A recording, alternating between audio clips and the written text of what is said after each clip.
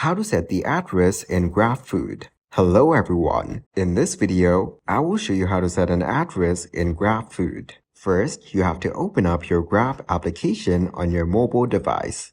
After that, tap on the account option at the bottom right corner of your page. Now scroll down and under the My Account section, you will find the Saved Place option.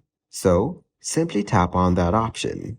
After that, tap on the At Work option over here. Then, tap on the Choose from Map option.